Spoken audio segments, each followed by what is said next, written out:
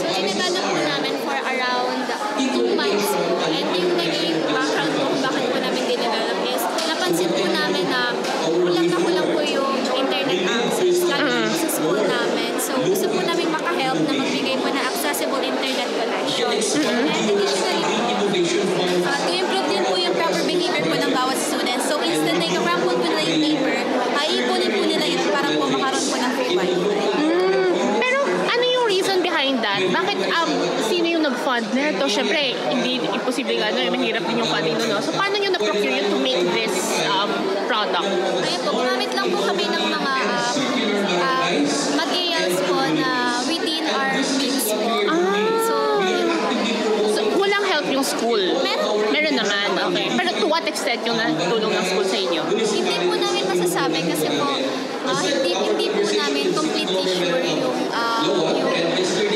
amount po. Pero alam po namin na fully supported. Pero this was for a project lang sa school? For competition. It was a competition. Okay. And then, can you share with us kung paano siya nag-work exactly?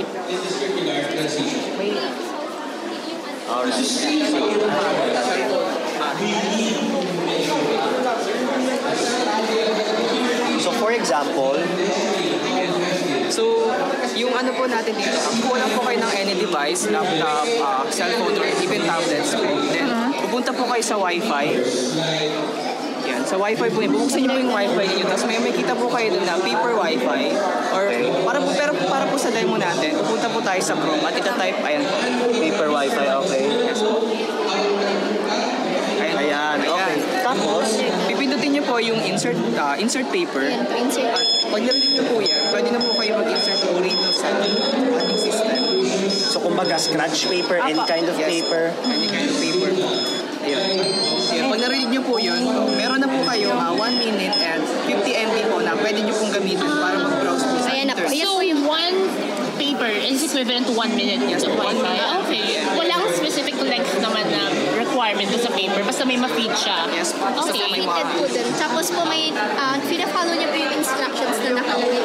Picture na the papers. Pwedeng, let's say, pad paper, yellow pad, quiz pad, yung mga 1/4, pwede din ba yun? Yes po. Yung sa 1/4 po, dapat po ay makakover niyo po ito lahat. So, yung ibig sabihin po yung mga 1/4, hindi po siya magiging Okay. So basta ma-cover yung buo. Yes po. Pero ano yung technology behind it? Paano niya nako-convert yung paper into whatever it is? Load, oo, yung minute. Yes po. So meron po kaming yung sa Wi-Fi system po namin is yung existing code po nun is niretrofit po namin para po dito po specifically sa project po namin. Nagdagdag po kami ng IR sensor, yun po yung magde-detect ng paper. And ayun po, ma-convert po yung paper po natin into internet. So may sensor siya sa loob. Yes.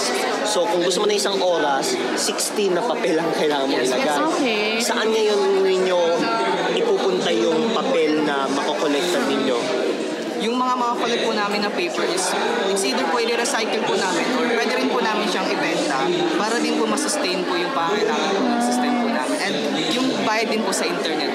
Ay, sa bahay sa internet na. Oo. So, eto, ginagamit nyo na sa school ninyo. Or, Ilan na yung ginagamit sa school or isa lang? Isa pa lang po, sa classroom pa lang po. Sa classroom pa lang po namin siya na-try po and na-testing po.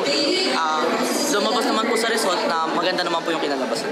Pero Arwin, yung school nyo ba susuportahan dito in case na syempre pinapresent nyo siya right now kung gusto ma-commercialize? Yes po. May ganun na, okay. Feeling naman po silang supportan po yung project and palakin pa po yung project. para mas ano. After nito, ano pa yung next na pupuntahan ng paper wifi? May mga competition pa ba kayo sa salian? Or further i-enhance nyo pa siya?